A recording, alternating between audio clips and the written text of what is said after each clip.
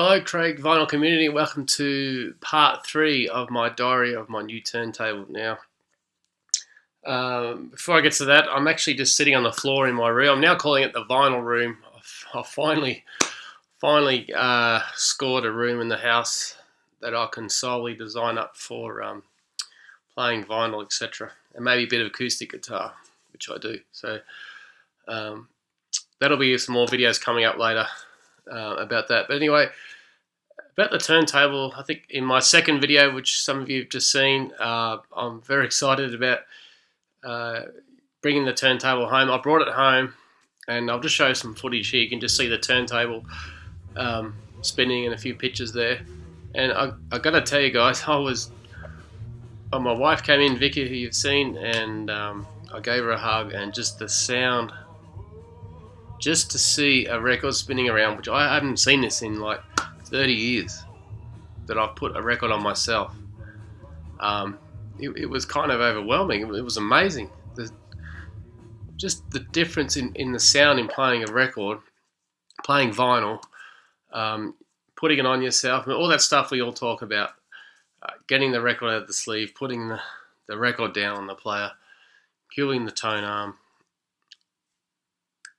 the little bit of crackle before the first song kicks in, and wow, it was fantastic. It really was. And in case you're wondering, the 33 I played was U2 Joshua Tree, one of the first records I ever, one of the first LPs, not the first, but one of the first I bought as a teenager. So I think Where the Streets Have No Name is track 1, side 1, so that's what played. And it was all going great. I put hello to Jordan, George, Ed, King's Court, all you guys, all the Elvis guys, a lot of you know it there. I then put on Elvis Inspirations, and I was probably I was on side 1, about the 5th song or something. I was really enjoying it. All of a sudden, one of the speakers dropped out. Well, that's interesting. So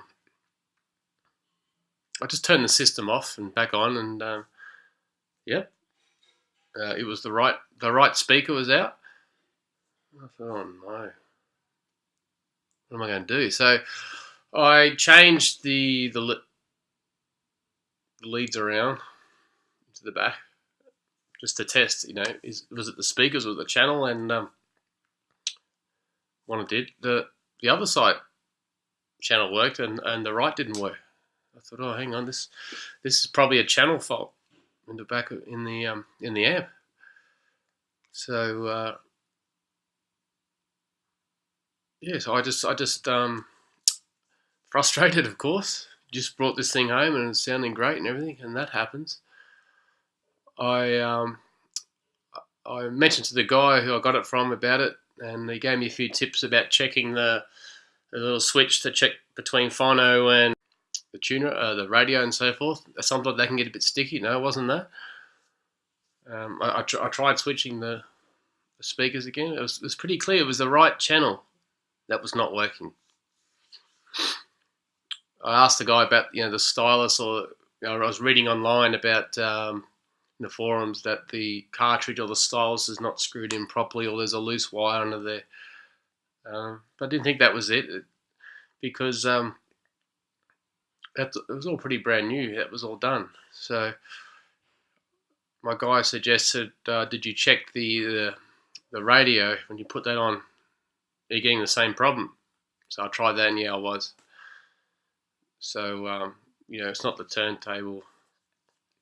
I was basically anyway, at the end of the day, I was able to isolate it. It is a channel problem. So guys, since I brought that home, the next day I think I played a couple of songs just out of the 1 amp.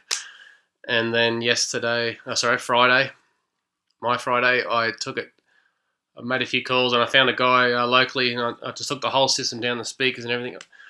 I think the cables at the back, the speaker wires need changing, things like that. So I saw him today. I've got a couple of little Yamaha surround speakers, brand new. So I took them there today, and Might be some issue with the ohms or the impedance or something, but he reckons they can work. So he said he'll look at the whole chassis tomorrow and let me know. So the way he's talking, it could be a bit more money than I was hoping, but we'll just see. So, but for me, I got it real cheap. I knew I was possibly up for a couple of issues. That's fine. It's a 43-year-old unit, but let's just see.